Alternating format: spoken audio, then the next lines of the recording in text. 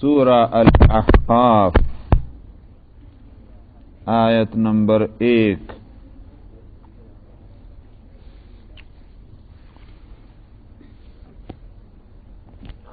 अऊज़ु बिल्लाहि मिनश शैतानिर रजीम। बिस्मिल्लाहिर रहमानिर रहीम। हामीम तंज़ीलुल किताबि मिनल्लाहिल अज़ीज़िल हकीम। मा खलक़नस समावाति वल अर्द वमा बैनहुमा इल्ला बिल हक़्क़ि व अजलिम मुसम्मा। वल्लज़ीन कफ़रू अम्मा उन्ज़िरू मुअरिदून। क़ुल अरअय्तुम मा तदऊन मिन दूनिल्लाहि अरूनी माज़ा ख़लक़ू मिनल अर्दि अम लहुम शिर्कुन फ़िस समावात। ईतूनी बिकिताबिम मिन क़ब्लि हाज़ा औ असारतिम मिन इल्मिन इन कुन्तुम सादिक़ीन।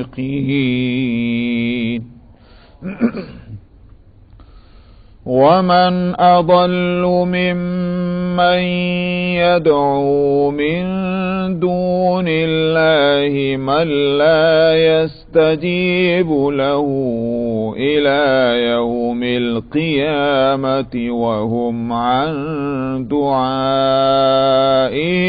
गाफ़िलून। वइज़ा हुशिरन नासु कानू लहुम अअदाअ वकानू बिइबादतिहिम काफिरीन।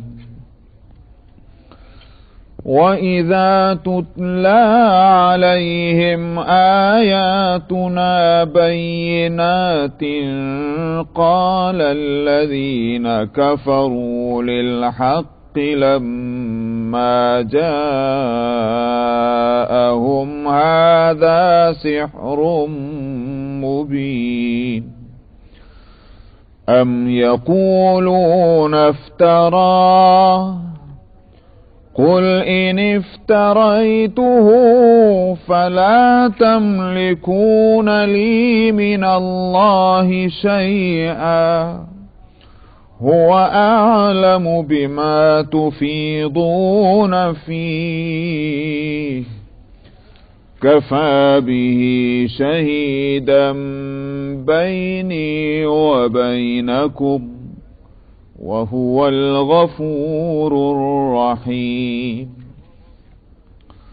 क़ुल मा कुन्तु बिदअम मिनर रुसुलि वमा अद्री मा युफ़अलु बी वला बिकुम इन अत्तबिउ इल्ला मा यूहा इलय्य वमा अना इल्ला नज़ीरुम मुबीन। क़ुल अरअय्तुम इन कान मिन इंदिल्लाहि वकफ़रतुम बिही वशहिद शाहिदुम मिन बनी इस्राईल अला मिस्ली वशहिद शाहिदुम मिन बनी इस्राईल अला मिस्ली फ़आमन वस्तकबरतुम इन्नल्लाह ला यहदिल क़ौमल ज़ालिमीन। وقال الذين كفروا للذين آمنوا لو كان خيرا ما سبقونا إليه وإذ لم يهتدوا به فسيقولون هذا إفك قديم ومن قبله كتاب موسى إماما ورحمة وهذا كتاب مصدق لسانا عربيا لينذر الذين ظلموا وبشرى للمحسنين إن الذين قالوا ربنا الله ثم استقاموا فلا خوف عليهم ولا هم يحزنون أولئك أصحاب الجنة خالدين فيها جزاء بما كانوا يعملون صدق اللہ العظیم۔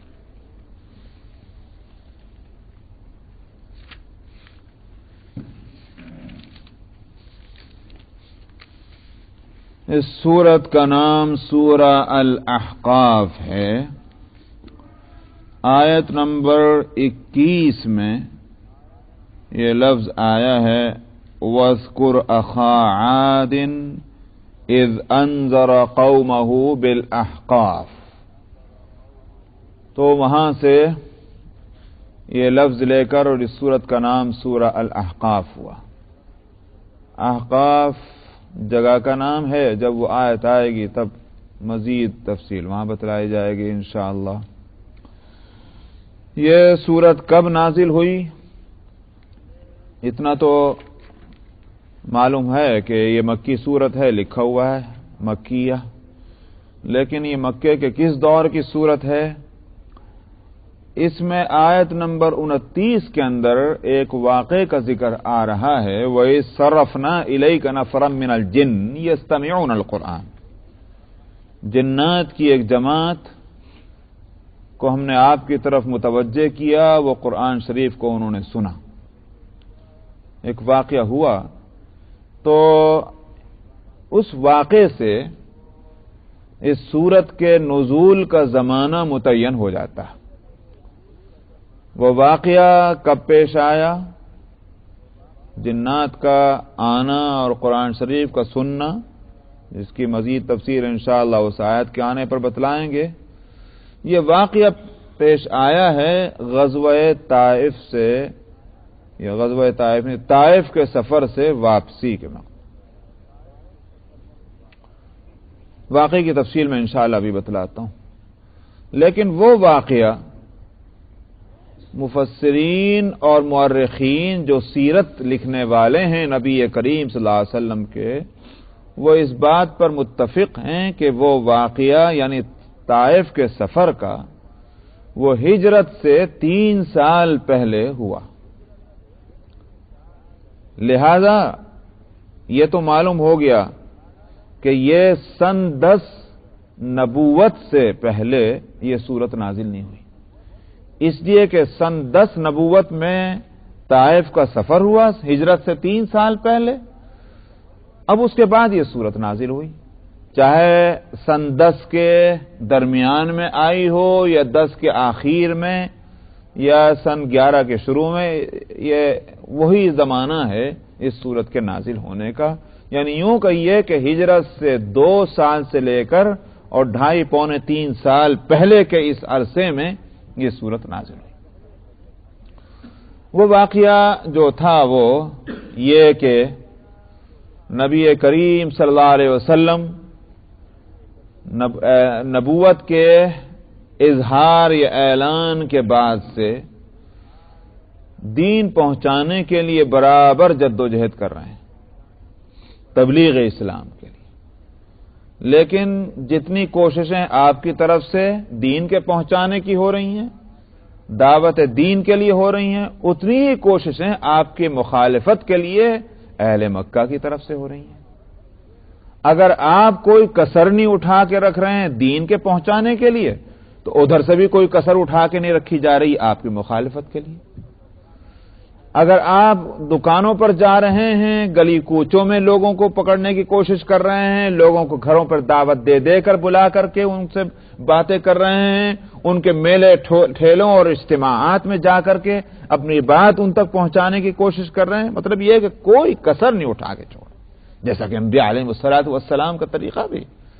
نوح علیہ الصلوۃ والسلام اپنی ان کوششوں کی ایک رویداد، ایک رپورٹ جو انہوں نے 950 سال تک کی ہے، اس کے لیے جو رپورٹ اللہ سبحانہ و تعالیٰ کی خدمت میں پیش کی ہے ایک دعا کی شکل میں، تو اس سے اندازہ ہو سکتا ہے کہ انبیاء علیہ الصلوۃ والسلام کیسی کوششیں کرتے تھے۔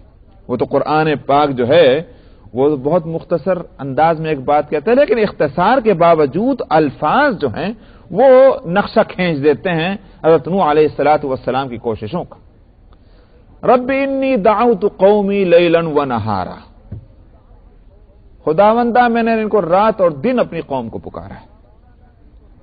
فلم یزیدہم دعائی الا فرارا، مگر میرے ہر پکارنے اور پکارنے کے تعلق سے دعوت کی ہر کوشش میں یہ دوری بھاگتے رہے، جتنا میں ان کی طرف بھاگتا تھا اتنا یہ اپوزٹ جاتے تھے۔ ثم انی دعوتہم جہارا، پھر میں نے ان کو مجلسوں میں جا کر پکارا۔ جہارا کا مطلب یہ ہے کہ خاموش نہیں، چپکے سے نہیں، بلکہ علی الاعلان، مطلب کیا ہے، میٹنگوں کے اندر، جلسوں میں اور مجلسوں میں نے جا کر ان سے باتیں کی۔ انی دعوتہم جہارا ثم انی اعلنت لہم واسررت لہم اسرارا، پکار کر بھی کہا اور خفیہ میٹنگیں کر کے جا کر کے کہ شاید یہ لوگوں کے سامنے بات نہ مان سکتے ہوں، ان کے پاس پرائیویٹ ملاقاتوں میں جا کر کہیں تو شاید سمجھ میں آ جائے، تو پرائیویٹ ملاقاتوں میں، ان کی میٹنگوں میں، ان کے مجلسوں میں، ان کے جلسوں میں، اوپن جگہوں میں، پرائیویٹ جگہوں میں نے ہر جگہ دن میں اور رات میں نے ان کو دعوتیں دی ہیں۔ یہ انبیاء علیہ الصلوۃ والسلام کا طریقہ۔ نبی کریم صلی اللہ علیہ وسلم بھی اسی مختلف صورتیں اختیار کرتے ہیں لوگوں کو دعوت دینے کی، لیکن ادھر سے بھی اتنی مخالفتیں، آپ کو گالیاں دی جا رہی ہیں، آپ کو جادوگر کہا جا رہا ہے، آپ کو شاعر کہا جا رہا ہے، آپ کو مجنوں کہا جا رہا ہے، آپ کے جو ہے راستے کے اندر کانٹے بچھائے جا رہے ہیں، یہاں تک کہ آپ کے اوپر گندگی ڈالی جا رہی ہے۔ یہ سارے کام ہو رہے ہیں۔ ابو لہب کا تو یہ شیوہ ہی ہو گیا تھا آخر میں کہ وہ بازاروں میں چلا پھر کرتا تھا۔ نبی کریم صلی اللہ علیہ وسلم کہتے تھے کہ لوگ ذرا سننا، وہ کہتے تھے پیچھے ہرگز مت سننا اس کی بات، یہ دیوانہ ہے، دیکھو جس کو آپ پکڑتے پیچھے سے وہ جا کر یہ کہتا مت سننا اس کی بات۔ کوئی کام ہی نہیں رہ گیا تھا ابو لہب کو بھی سوائے اس کے بازاروں میں چلتے پھرتے کہ جہاں محمد ملے اور خلاف صلی اللہ علیہ وسلم ان کے خلاف بات کہی جائے۔ تو اس لیے میں نے کہا کہ اگر آپ دعوت دین کے لیے ہر ممکن کوشش کر رہے تھے تو اہل مکہ آپ کی مخالفت کے لیے بھی ہر ممکن کوشش کر رہے تھے۔ یہ سن 10 ہجری سے پہلے یہاں تک یہ ہوا کہ آپ کا اور آپ کی وجہ سے پورے بنو ہاشم کا مقاطعہ کیا گیا، بائیکاٹ کیا گیا۔ شعب ابی طالب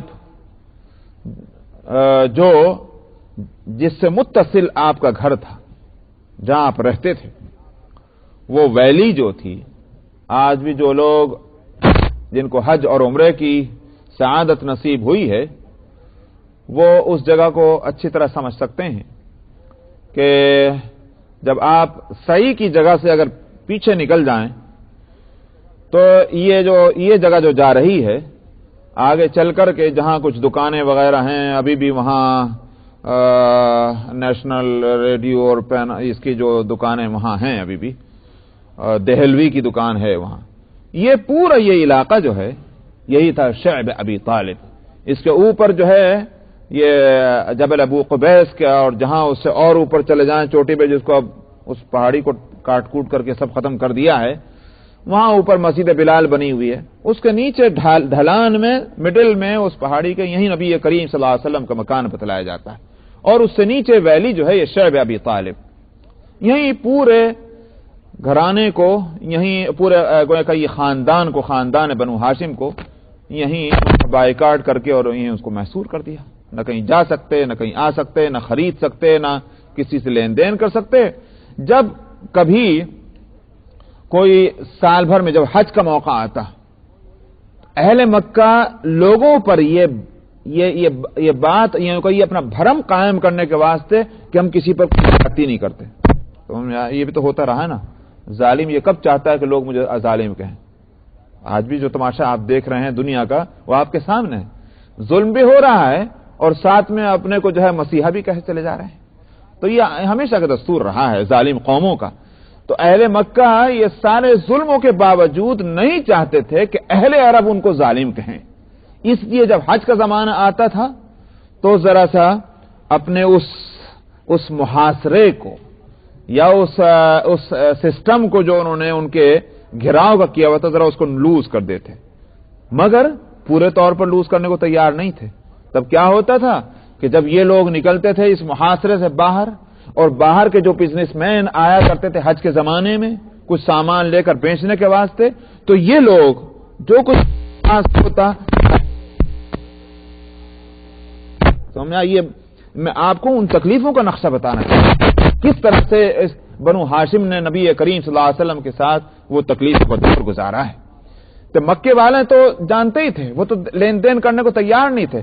اگر حج کے زمانے میں باہر کے لوگ آ کر کے کچھ خرید و فروخت کرتے اور ان سے یہ کچھ لینا چاہتے تو ابو لہب کہا کرتا اور ابو جہل ان کو دو، ہم روکتے نہیں دینے کو، مگر ذرا قیمت بڑھا کے دینا، بڑے نالائق لوگ ہیں. قیمت بڑھانا، اور اگر قیمت سے تمہارا کوئی نقصان ہو اور نہ لیں میں خریدوں گا اتنی قیمت پر، مگر ان کو قیمت بڑھا کر دینا، یہ بڑے نالائق لوگ ہیں. اس طرح سے ان کا راستہ روکتے تھے کہ چیزیں نہ خرید سکیں. کتنا دن گزارے اس حالت میں؟ 3 سال.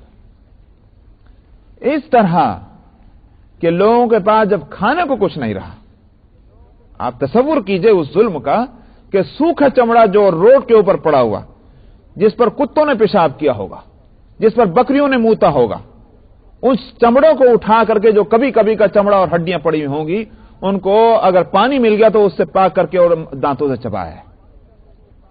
3 سال کا یہ طویل عرصہ ان تکلیفوں کے ساتھ گزارا. نبی کریم صلی اللہ علیہ وسلم نے عرف نہ کی. 10 ہی نبوت کے اندر وہ مقاطعہ ختم ہوا، اہل مکہ نے وہ ختم کر دیا. تب ابھی بھی کیا کچھ امن ملا؟ یہ تکلیف دور ہوئی تو ابو طالب جو بظاہر اسباب نبی کریم صلی اللہ علیہ وسلم کے لیے بڑی ڈھال بنے ہوئے تھے، آپ کے چچا، اور یوں کہیے کہ ایک پکچر یہ بنی ہوئی تھی، ایک تصویر یہ بنی ہوئی تھی کہ اہل مکہ نبی کریم صلی اللہ علیہ وسلم پر ڈائریکٹ ہاتھ ڈالنے کے واسطے ہمت نہیں کرتے، کیوں؟ بنو ہاشم کے لیڈر جو تھے، جن کا پورے مکہ اور بلکہ عرب احترام کرتا تھا، ابو طالب، وہ موجود تھے. ابو طالب کا انتقال ہو گیا اسی سن 10 کے اندر. ابھی 1 مہینہ ہی گزرا تھا اس حادثے کو، جو نبی کریم صلی اللہ علیہ وسلم کے لیے بہت بڑا حادثہ تھا.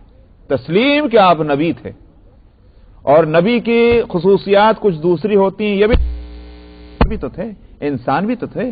آپ کے سینے کے اندر ایک انسانی دل بھی تو تھا کہ جو خوشی کو بھی محسوس کرتا ہے اور غم کو بھی محسوس کرتا ہے.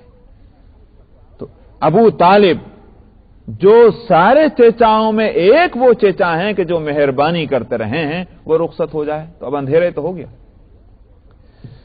پھر ابھی 1 مہینہ نہیں گزرا کہ اہلیہ محترمہ کا جو خدیجہ کبریٰ کا، کہ جنہوں نے پوری زندگی جمع پونجی قدموں پر لا کر ڈال دی تھی، اور سخت وقت میں جنہوں نے ڈھارس بندھائی تھی، خدیجہ کبریٰ نے مال سے، جان سے، ہر طرح سے خدمت کی اور ڈھارس بندھائی نبی کریم صلی اللہ علیہ وسلم، ان کا انتقال ہوا. تو چچا گئے، بیگم گئی، تو نبی پھر تنہا رہ گئے. اور تنہائی رکھنا ہے اللہ کو، تاکہ یہ معلوم ہو جائے کہ یہ سارے محض ایک بہانے ہیں. نہ ابو طالب کوئی حقیقی مدد کرنے والے ہیں، نہ حقیقی مددگار خدیجہ کبریٰ ہیں. نبی کا حقیقی مددگار تو صرف اللہ ہی ہوتا ہے. یوں تو اللہ سب کا ہی مددگار ہوتے ہیں، مگر یہ ایک بہانے ہے، ایک تہمت ہے کہ صاحب فلاں کی مدد فلاں کرتا ہے، فلاں کی مدد کرتا ہے.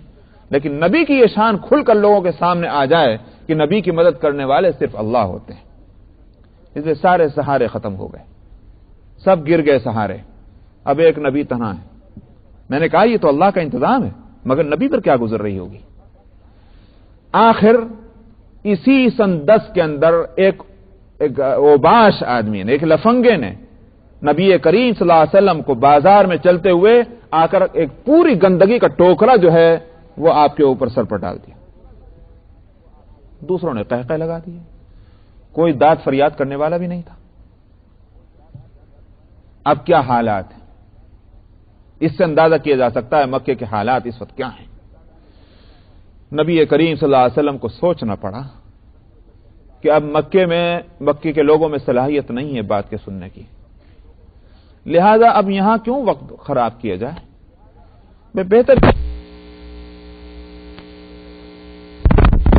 صحیح لوگ ہوں، اگر وہ میری بات کو سمجھ جائیں تو امن چین کے ساتھ بیٹھ کر کے کچھ تو پروگرام بنائے جا سکتے ہیں دین کی تبلیغ اور ارشاد کے، لوگوں کی تربیت اور اصلاح کے. یہاں تو دن اور رات یہی تماشا ہے، تو کس طرح کام کیا جائے. ظاہر بات ہے کہ یہ سمجھنا بالکل بجا تھا. کہاں جائیں، کون سی جگہ کا انتخاب.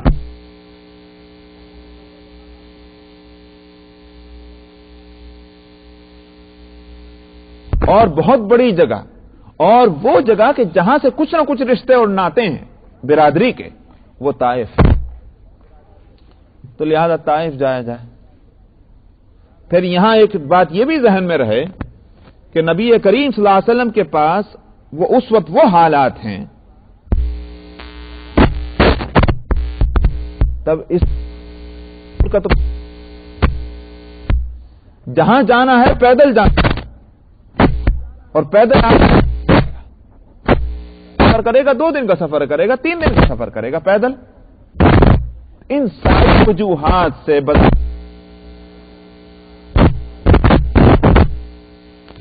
روایتوں سے معلوم ہوتا ہے کہ آپ تنہا تھے، اور بعض روایتوں سے معلوم ہوتا ہے کہ آپ کے ساتھ آپ کے متبنہ جن کو آپ نے اڈاپٹ کیا، زید ابن حارثہ رضی اللہ عنہ، جو آپ کے آزاد کردہ غلام ہیں. پہلے غلام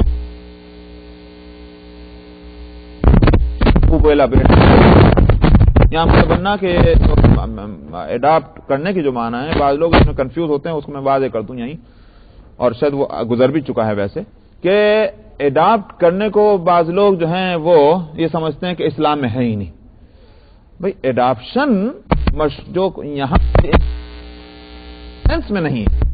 ورنہ اگر آپ کسی کو کہیں بھائی آج سے تو میرا بیٹا ہے، میں میرے بیٹے کے جیسا میں تجھے رکھوں گا، کوئی اس کی بات نہیں کر سکتے ہیں.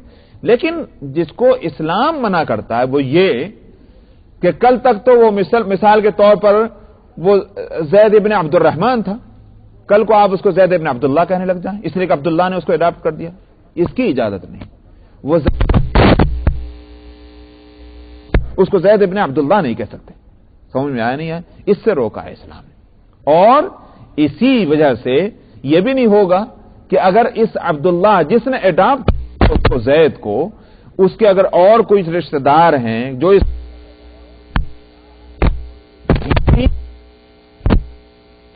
محض اڈاپشن کی وجہ سے وارث ہو جائے، اسلام اس کو بھی نہیں کہتا.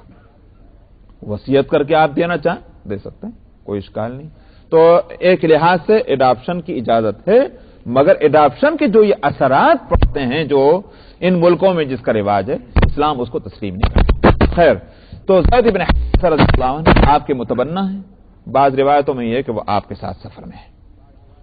طائف پہنچے، آپ نے وہاں کے جو مشہور گھرانہ تھا بنو ثقیف کا، آپ نے ان سے ملاقات کی، ان کے سرداروں سے، اور جس مقصد کے لیے آپ تشریف لائے تھے دین کی دعوت ان کو دی.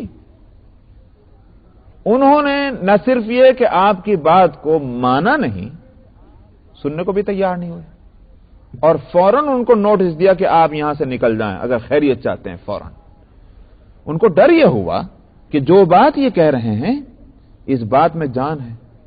اگر ان کو یہاں رہنے کا موقع مل گیا تو کچھ نوجوانوں پر اور کچھ لوگوں پر ان کا اثر پڑ جائے گا تو پھر وہی جو ہوا کرتا ہے، ہماری کرسیاں ہلنے لگ جائیں گی۔ یہ کرسیوں کا جو ہے ڈر، یہ انسان کو بہت پریشان کرتا ہے، سمجھ میں آیا؟ نہ حق حق رہتا ہے، پھر اس کی نظر میں نہ باطل باطل رہتا ہے۔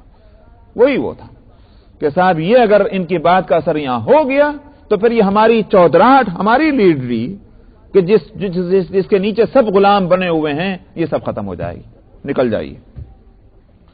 صرف اتنا ہی نہیں کیا بلکہ یہ کہ ان کے ساتھ ایسے لوگ اپنے جو اوباش اور گنڈے ہوتے ہیں لونڈے قسم کے، ان کو لگا دیا کہ ان کو نکلنے پر مجبور کرو اور اس طرح سے ان کو نکالو کہ کوئی ان کی بات سننے کو تیار نہ ہو، اس طرح نکالو۔ وہی بات کہ اگر ان کو ویسے ہی نکال دیا تو پھر تو یہ ہوگا کہ کیوں نکال لیں صاحب؟ عربوں کی ہاں قبائلی جو نظام ہے، ایک مہمان کا ادب و احترام، وہ بھی تو ضروری ہے، تو ویسے نہ نکالا جائے، اس طرح نکالو کہ لوگ واقعتاً ان کو دیوانہ اور پاگل سمجھنے لگ جائیں۔ بھئی دیوانے کو تو نکالنا ہی چاہیے، دیوانے کو کون رکھے گا گھر؟ لہذا لوگ ان کو دھکے دے رہے ہیں، لوگ ان کو پتھر مار رہے ہیں، گالیاں دے رہے ہیں، کتے پیچھے چھوڑے جا رہے ہیں۔ یہ ساری حرکتیں کر کے نبی کریم صلی اللہ علیہ وسلم کو طائف سے نکالا گیا۔ کیا کیا انتظامات کیے گئے دیکھا آپ نے اس کرسی کو بچانے کے لیے؟ آخر آپ کا بدن مبارک لہو لہان، آپ کی جوتیوں میں جو ہے وہ خون جمع ہو گیا۔ اس حالت میں آپ طائف سے نکل کر آئے آبادی سے، تو ایک جگہ آپ نے ذرا سانس لینے کے لیے آپ رکے۔ آپ ذرا سوچیں، یہ میں نے پورا واقعہ جو کچھ تفصیل سے اب تک بتلایا، جو ان حالات سے گزرا ہوگا اس کے صبر کا پیمانہ چھلکے کہ میں نے کہا کہ انسان ہے اور انسانی دل جو ہے وہ سینے کے اندر ہے، ان کیفیات کا کوئی اثر ہو یا نہ ہو۔ بیٹھ گئے آپ اور دعا کی، خداوندہ میں آپ سے شکایت کرتا ہوں اپنی کمزوری کی، اپنی عاجزی کی، لوگوں کی نظروں میں اپنی بے وقتی کی۔ آپ سارے کمزوروں کے رب ہیں، میرے بھی آپ ہی رب ہیں، کس کے مجھے حوالے کرتے ہیں؟ ان غیروں کے جو میرے ساتھ سختی کریں، ان دشمنوں کے جو کسی طرح نرمی کرنے کو تیار نہ ہو۔ لیکن اگر آپ مجھ سے ناراض نہیں ہیں تو مجھے کسی مصیبت کی پرواہ نہیں، مگر آپ کی طرف سے اگر عافیت مل جائے وہ میرے لیے اس میں زیادہ کشادگی ہے۔ میں آپ کی ذات کی پناہ چاہتا ہوں، آپ کے چہرے کے نور کی میں پناہ چاہتا ہوں اس بات سے کہ آپ کا غضب میرے اوپر نازل ہو۔ میں آپ سے راضی ہوں اور راضی رہوں، اور آپ مجھ سے راضی رہیں اس وقت جب تک آپ مجھ سے راضی ہو جائیں، اس وقت تک میں بھی آپ سے راضی رہوں۔ کوئی طاقت اور قوت آپ کے سوا کسی کے پاس نہیں۔ یہ تھے وہ الفاظ۔ آج قائد سمجھ آپ کو اب جو ہے درد اور دکھ اس کا اظہار کر لیں، کچھ بھی کہہ لیں آپ، لیکن اس میں کتنا ادب احترام ہے، کتنی خود سپردگی ہے، ایمان کی کتنی موجود ہے اس شکایت کے اندر بھی۔ ابھی یہ منہ سے الفاظ نکلے ہی تھے، یہ رویداد ابھی ختم ہوئی تھی کہ حضرت جبریل حاضر ہوئے، کیا جو آپ نے فرمایا وہ آپ کی قوم نے آپ کے ساتھ جو معاملہ کیا اس کی خبر ہے۔ یہ ملک الجبال ہے، پہاڑوں کا فرشتہ، آپ فرمائیں اس سے جو آپ۔ اس نے آگے بڑھ کر سلام کیا، یا رسول اللہ آپ فرمائیں، اگر آپ کا حکم ہے تو میں ان دونوں پہاڑوں کو ملا دوں۔ یہ بستی جس نے کے ساتھ یہ معاملہ کیا ختم ہو جائے گی، آپ حکم دیں۔ آپ نے فرمایا نہیں، انہوں نے مجھے نہیں سمجھا، لیکن مجھے امید ہے کہ ان کی اولاد میں کوئی ایسے پیدا ہوں گے کہ جو میری دعوت کو قبول کرنے والے ہوں گے۔ تو یہاں تک اب میں نے کہا کہ اب تک یہ مصیبتوں کی داستان چلی آتی ہے، مگر واقعہ یہ ہے کہ مولانا مناظر احسن گیلانی علیہ الرحمہ، اللہ تعالیٰ ان کی قبر کو نور سے بھرے، بڑی ہی اچھی بات انہوں نے کہی ہے۔ انہوں نے کہا کہ بھائی جب کوئی فرد یا کوئی قوم کسی کو دباتی ہے تو اس کو سمجھ میں نہیں آتا کہ ہم جو دبا رہے ہیں تو ایک طرف سے ہم دبا رہے ہیں تو لازمی طور پر اس کا اثر یہ ہوگا کہ دوسری طرف سے یہ اٹھے گا. سمجھ آیا نہیں ہے؟ یہ اس کو لوگ سمجھتے نہیں. لوگوں کے احوال کی حالت وہ ہے کہ جیسے ایک تختہ، جس کو کیا کہتے ہیں وہ، کہ اگر اس ایک طرف سے اس پہ بیٹھ جائیے تو دوسری طرف اوپر اٹھ جاتا. انسانوں کے اوپر کے ساتھ جو معاملہ آپ کریں گے اس کی بالکل پوزیشن یہی ہے.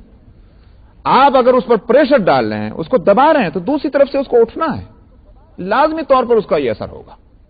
اسی کو قرآن حکیم میں کہا گیا ان مع العسر یسرا، ان مع العسر یسرا. مصیبتیں ہمیشہ نہیں رہا کرتی. مصیبتیں آتی ہیں تو اس کا لازمی اثر یہ ہوگا کہ پھر اس کے ساتھ جو ہے وہ آسانی ظاہر ہوگی، وہ یہ اٹھنا. مکے والوں نے دبا لیا جتنا دبانا تھا. مشرکین نے اپنی طاقتیں آزما لی جس طرح آزمانی تھی. آپ کو جتنا دبایا جا سکتا دبا لیا گیا.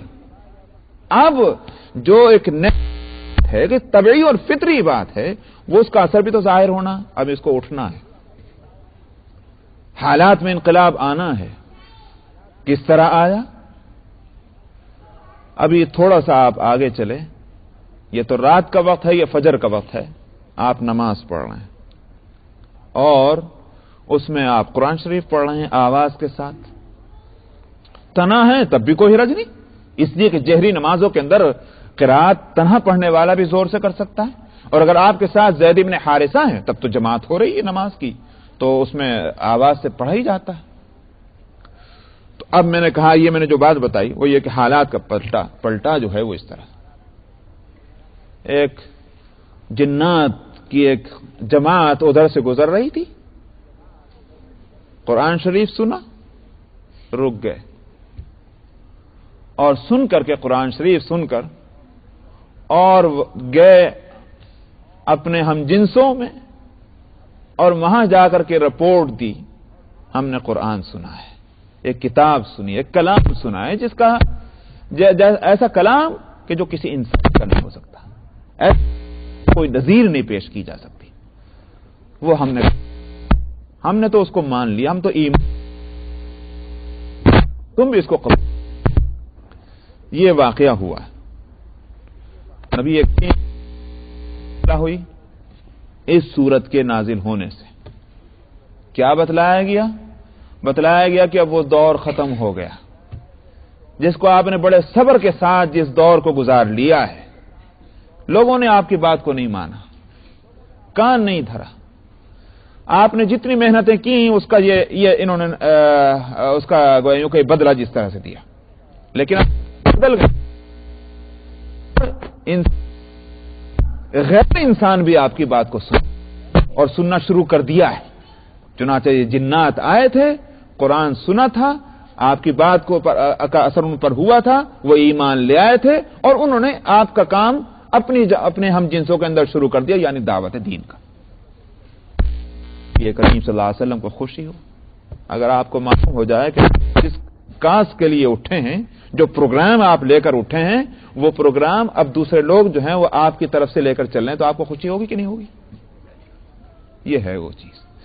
اس لیے یہ واقعہ سنایا گیا نبی کریم صلی اللہ علیہ وسلم کو، تاکہ اب تک 10 سال تک جو برابر غم، رنج اور دکھ یہ سب کچھ ہوتا رہا ہے، اب سمجھیں کہ اب یہ چرخہ جو ہے اب یہ دوسری طرف سے گھومنا شروع ہوگا. چنانچہ اس کے بعد ہی نہ صرف یہ کہ صاحب یہ جنات کا یہ واقعہ ہوا، بلکہ غالباً اسی دور کی یہ بات بھی ہے کہ پھر اب درختوں نے اور پتھروں نے بھی نبی کریم صلی اللہ علیہ وسلم کو السلام علیکم کہنا شروع کیا. معلوم یہ ہوا کہ یہ بتلانا ہے کہ جس طرح سے ایک ایک چیز کو آپ کے خلاف استعمال کیا گیا تھا، اب ان میں سے ایک ایک چیز جو ہے وہ آپ کی موافقت کرے گی اللہ کے حکم سے. اس لیے کہ آپ نبی الرحمہ ہیں، اس لیے کہ آپ رحمت للعالمین ہیں، اس کی شہادت ہر چیز سے دلانی ہے. سمجھ میں آیا؟ تو وہ پھر یہ صورت ہوئی. تو یہاں میں نے کہا کہ اس صورت میں اس واقعے کا ذکر ہے جس سے یہ صورت متعین ہو جاتی ہے کس زمانے میں نازل ہوئی. فرمایا کہ حامیم اللہ کو اس کے معنی معلوم، تنزیل الکتاب من اللہ العزیز الحکیم، یہ اتارنا ہے کتاب عزیز اور حکیم ہے، عزیز غالب ہے۔ کیا مطلب؟ نہیں مانو گے تو پھر اس کا انجام جو کچھ ہوگا اس کو بھی سمجھ لینا چاہیے، اس لیے کہ ایسی ویسے کی اس کی مخالف کا نقصان جو ہے وہ اس کو سمجھ لینا چاہیے۔ الحکیم، اور پھر وہ حکیم ہے اس لیے اس کے کلام میں، اس کی کتاب میں حکمتیں ہی حکمتیں ہوں گی۔ السماوات وما بینہما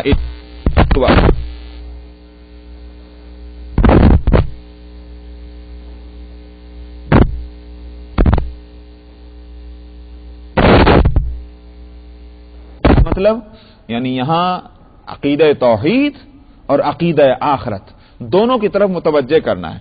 توحید کی طرف تو یہ کہ ہم نے پیدا کیا، ہمیں خالق، جب خالق ہمیں تو معبود بھی ہم ہی ہیں، دوسرا معبود کیسے ہو جائے گا؟ اور عقیدہ آخرت کی طرف اس طرف سے، اس لفظ سے ہم نے ان چیزوں کو پیدا کیا ہمیشہ ہمیشہ کے لیے نہیں، ایک خاص وقت کے لیے، جب وہ وقت آئے گا ہر چیز ختم ہوگی اور جس سے قیامت برپا ہونا اس طرح متوجہ کیا گیا۔ والذین کفروا عما انذروا معرضون ہے، یہ ان چیزوں سے بے توجہی برتتے ہیں جن سے ان کو ڈرایا جاتا ہے۔ عقل مندی کا تقاضا تو یہ ہے کہ جس برائی سے ڈرایا جائے ڈرنا چاہیے، لیکن بے وقوف یہ اس بات میں کہ ڈرایا جا رہا ڈرتے ہی نہیں اور اس کو سنی انسنی کر دیتے ہیں، یہ حالت ان کافروں کی ہے۔ قل ارأيتم ما تدعون من دون الله اروني ماذا خلقوا من الارض ام لهم شرك في السماوات۔ فرمایا آپ کہیے کیا تم سمجھتے ہو کہ جن لوگوں کو تم نے اللہ کو چھوڑ کر پکارا ہے یہ پکارتے ہو، ذرا دکھلاؤ مجھے کیا انہوں نے پیدا کیا ہے؟ ماذا خلقوا من الارض، زمین میں انہوں نے کچھ پیدا کیا ہے؟ ام لہم شرک فی السماوات، یہ آسمانوں میں ان کا کوئی ساجھا ہے؟ ایتونی بکتاب من قبل ھذا، لاؤ میرے پاس کوئی کتاب جو اس سے پہلے اتری ہو، یعنی قرآن سے پہلے، او اثارۃ من علم، یا پیچھے کا کوئی علم کا بقیہ رہ گیا ہو، پہلوں سے چلا آیا ہوا، مطلب یہ نقل در نقل جو آ رہا ہے وہ علم، اگر تم سچے ہو۔ دراصل یہاں شرک کے نامعقول ہونے کے واسطے جو دلیل دی جا رہی ہے، یا یوں کہ یہ اس کو یوں نہیں، شرک کے واسطے دلیل مانگی جا رہی۔ تم یہ کہتے ہو کہ اللہ کے ساتھ دوسرے شریک ہیں، کیا دلیل ہے؟ بغیر دلیل تو کوئی دعویٰ نہیں مانا جاتا۔ ہم کہتے ہیں اللہ ایک ہے، دلیل ہے۔ تم کہتے ہو نہیں اللہ کے ساتھ شریک ہیں، کوئی دلیل لاؤ۔ دلیل کی تین قسمیں، یہ پہلے دو قسمیں ہیں، یوں سمجھیے آپ، پہلے دو قسمیں ہیں، ایک دلیل عقلی اور ایک دلیل نقلی۔ نقلی کا مطلب اصلی کے مقابلے میں نہیں، نقلی سمجھ میں آیا، بلکہ نقل سے جو ثابت ہو، یعنی روایت سے جو ثابت ہو، جس کو یوں کہیے کہ ریفرنس میں آپ کوئی بات پیش کریں کہ میں فلانی کتاب میں یہ بات لکھی ہوئی ہے، اس کو دلیل نقلی کہتے ہیں۔ سمجھ میں آئی نہیں بات؟ اور دلیل عقلی کا مطلب کیا؟ کامن سینس سے آپ بتلائیں، یہ دلیل عقلی، دو قسمیں ہیں۔ پھر نقل سے جو دلیل ہے اس کے بھی دو حصے ہیں، ایک تو یہ کہ کتاب میں لکھا ہوا ہو، اور دوسری بات کیا ہے، کتاب میں تو نہیں لکھا لیکن ہم نے فلانے بزرگ سے سنا، ان بزرگ نے فلانے بزرگ سے سنا، انہوں نے فلانے سنا، جس طرح سے حدیث کا سلسلہ آتا ہے کہ نبی کریم صلی اللہ علیہ وسلم نے یہ فرمایا۔ آج تو الحمدللہ وہ آپ کا فرمانا اور آپ کا کرنا ساری کتابوں میں موجود ہے، لیکن جب تک کتاب نہیں تھا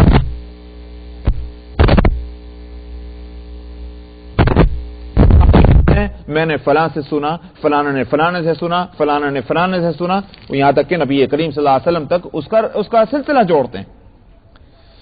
یہ ایک دوسری صورت ہے نقلی دلیل کی۔ سمجھ میں آئی نہیں بات؟ یہاں اس آیت کے اندر تینوں دلیلوں کو لا کر کے کہا جا رہا ہے ان میں سے کوئی دلیل لاؤ شرک کے واسطے۔ عقلی دلیل ہے، اس عقلی دلیل کے لیے کیا کہا جا رہا ہے؟ فرمایا ارونی ماذا خلقوا من الارض ام لهم شرک فی السماوات، ذرا ہم کو بتلاؤ تو صحیح، اللہ کو چھوڑ کر جن کی تم پوجا کرتے ہو، جن کی عبادت کرتے ہو، جن کو تم یوں سمجھتے ہو کہ خدا کی خدائی میں شریک ہیں، کیا پیدا کیا انہوں نے؟ کچھ پیدا کیا؟ یہ وہ بات ہے کہ جس کو کوئی بھی تسلیم ہے کہ کچھ پیدا کرنے والے، یہ نہیں کہتے تھے، سمجھ میں آیا؟ تو جب پیدا نہیں کرنے والے ہیں تو معبود کہاں سے ہوگا؟ جو خالق ہوگا وہی مالک ہوگا، جو خالق اور مالک ہوگا وہی معبود ہوگا۔ یہ نہیں ہو سکتا کہ صاحب خالق اور مالک اور ہم مدد مانگ رہے ہیں دوسروں سے، اور اس نعمتیں دینے والے کوئی اور نعمتوں کا شکریہ ادا ہو رہا کسی اور کا، یہ نہیں ہوگا۔ تو عقلی دلیل، اور فرمایا اسی طرح آسمانوں میں ساجھا کسی کا ہے؟ کچھ نہیں، عقلی دلیل نہیں تمہارے پاس۔ اچھا صاحب عقلی نہیں، نقلی دلیل کہا جا رہا ہے کہ ایتونی بکتاب من قبل ھذا، کوئی لاؤ کوئی کتاب جو اس قرآن سے پہلے ہو۔ قرآن سے پہلے ہونے کے معنی کیا؟ قرآن میں تو شرک کی مخالفت ہو ہی رہی جس کو تم مان نہیں رہے، لہذا قرآن کو تو مانگنے سے کوئی فائدہ نہیں۔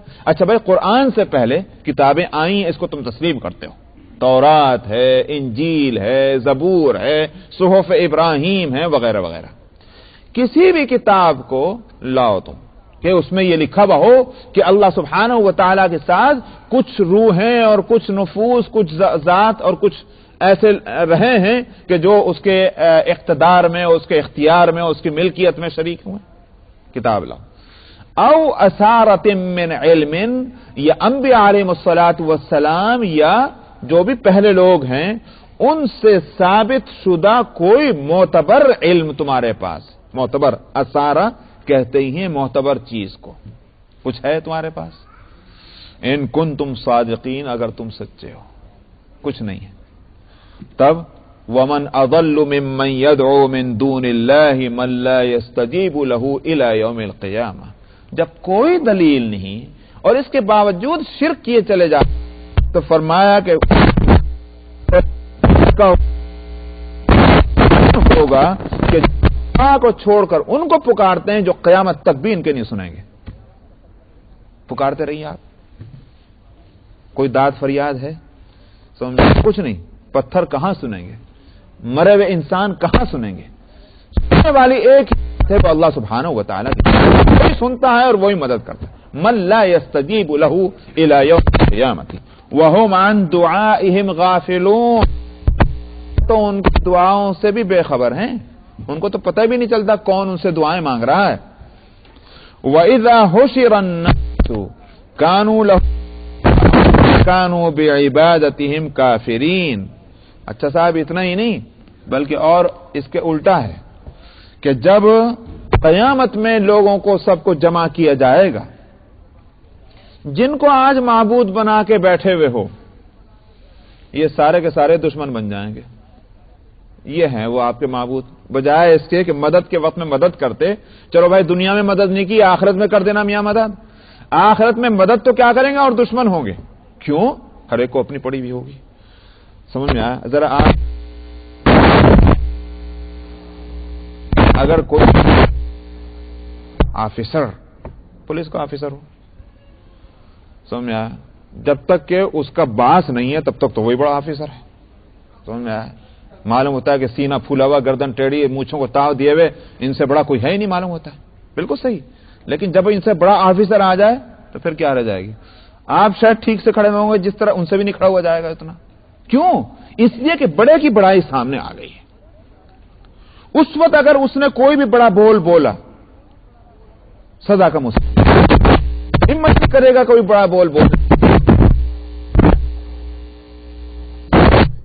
وہاں اللہ سبحانہ و تعالیٰ کے جاہ و جلال کے سامنے جن کو ذرا بھی یہ شبہ ہوگا کہ کہیں ہماری بڑائی کا کوئی اظہار نہ ہو جائے، یا ہماری طرف سے یا کسی اور کی طرف سے، زیادہ ڈریں گے، وہی لوگ زیادہ ڈریں گے۔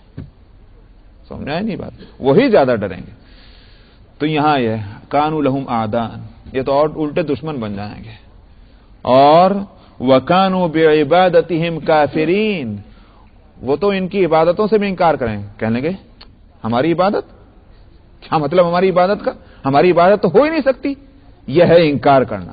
ہماری عبادت ہو کیسے سکتی ہے کہ تم نے ہماری عبادت کی ہوگی دنیا کے اندر؟ تو دشمن بن گئے، عبادتوں سے انکار کر دیا. جو وقت مدد کرنے کا تھا اس وقت میں ہمارا یہ معاملہ ہوا. تو بتاؤ کہ ایسوں کو معبود بنانا اور اللہ کے ساتھ ان کو شریک کرنا کون سی عقل مندی کی بات ہے؟ بس.